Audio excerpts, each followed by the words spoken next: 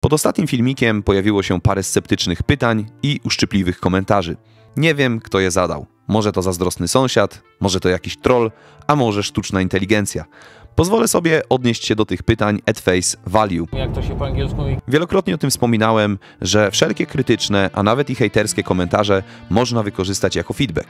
Każde słowa mogę odebrać osobiście, mogę je zignorować lub też wykorzystać je jako potencjał do autorefleksji. Dzisiaj właśnie chciałbym z tej trzeciej opcji skorzystać. Mam intencję czasami też skorzystać z drugiej opcji, ale nigdy pierwszej. Po pierwsze, primo, czy biorę odpowiedzialność za swoje rady? Long story short, tak. Short story long, to zależy od definicji rady i odpowiedzialności. Osobiście nie uznaję jako rady mojej opinii, jakoby w przytoczonym przypadku optymalnym było postawić twarde granice i jeśli to nic nie da, odejść z relacji. Nie, proste. Praktycznie to jest uniwersalna zasada do wszystkich relacji, w tym mojej osobistej. Mam mocną intencję stawiać granice i nie trwać w relacji, w której ktoś ich nie szanuje.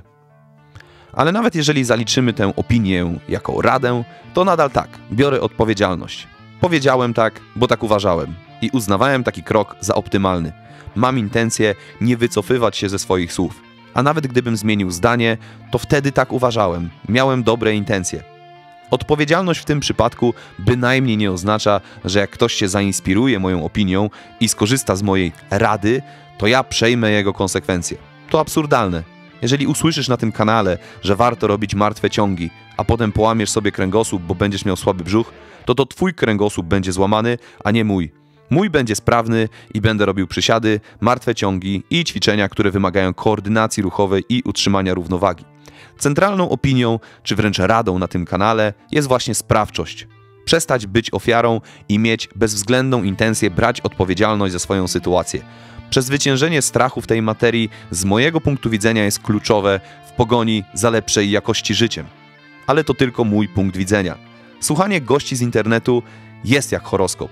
Zgoda. Nie jest to dokładnie horoskopem, ale jest trochę jak horoskop. Trochę jak loteria. Element ryzyka i losowości jest w każdym naszym zachowaniu.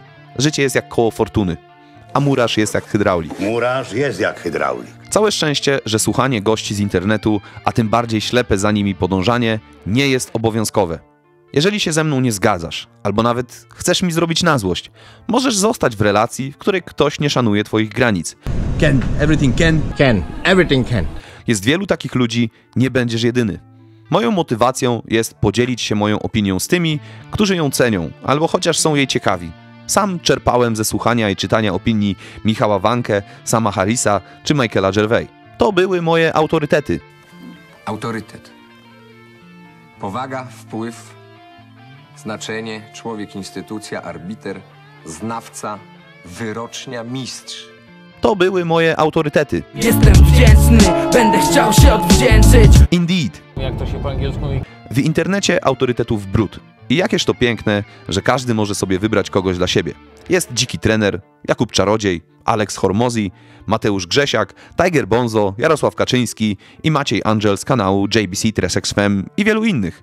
Moje cele, motywacje, intencje są szczere, uczciwe i transparentne. Sam przy okazji staram się tu czegoś nauczyć. Nie wiem, w jakim stopniu jestem dla Ciebie inspiracją lub autorytetem. Jeżeli jestem, to miło mi i życzę powodzenia i na ile czas i chęci pozwolą, chętnie w kolejnych odcinkach będę angażował się w tematy i wyzwania, które tu przyniesiesz. Jeżeli nie jestem, to rozumiem, nie gniewam się i również życzę powodzenia. Teraz pozdrawiam i całuję wszystkich i życzę przede wszystkim Tobie dużo szczęścia i wszystkiego dobrego.